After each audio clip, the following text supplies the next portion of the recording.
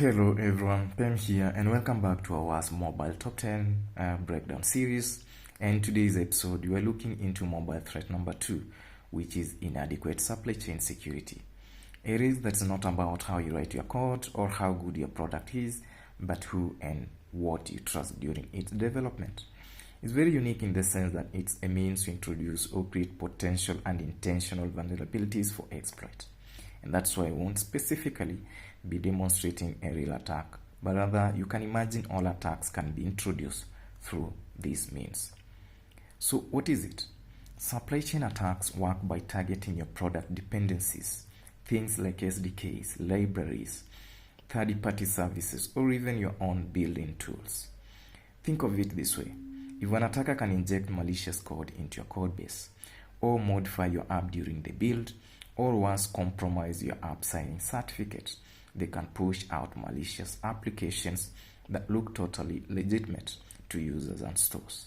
So look at this Java code, for example. The function send to server has a URL to an attacker's remote server, to which stolen data is going to be sent through HTTP connection and post method. Think of this as an attacker gaining access to your application code base and adding this malicious code. This is the simplest way to make you understand. But for real-world scenarios and spywares, the code is highly obscured, encoded, and sometimes almost hard to find. These risks aren't theoretical, by the way. Remember SolarWinds? How about the Linux XZ utils GitHub backdoor? And yes, of course, you know the story around Pager's explosions for the war that is ongoing in the Middle East. Mobile devices are actually at a greater risk to this kind of attack than the web counterparts. So how does this even happen?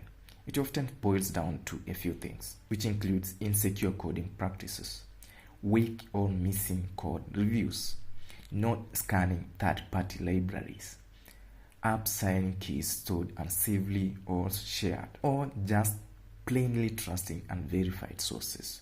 So the outcome is and may always be backdoors, spyware, or silent vulnerabilities injected right into your code, and among others. The impact can be medium or severe depending on the criticality of an application and the owner's brand reputation. It can lead to data breaches, malware infections on your users' devices, unauthorized access into systems or user accounts, compromise of infrastructure, financial and reputational loss, and of course regulatory penalties or legal fallout. A single vulnerable SDK can undermine your entire security model. So how do we prevent this? The good news, you can defend against this if you bake security into your processes. In other words, security by design through DevSecOps processes. So you need to practice secure coding and pure code reviews, ensure secure signing and distribution pipelines, scan every dependency for known vulnerabilities, maintain a software bill of materials or SBOM for every build, remove unused SDKs or libraries. Don't carry dead weight. Only use trusted and validated libraries. Continuously test and monitor for supply chain incidents. So this is just not a checklist and is not exhaustive. It's a discipline, and don't forget about continuous improvement. Your application is only as secure as its weakest dependency. That is it for threat number 2, which is inadequate supply chain security, a quiet but deadly risk that many product owners overlook.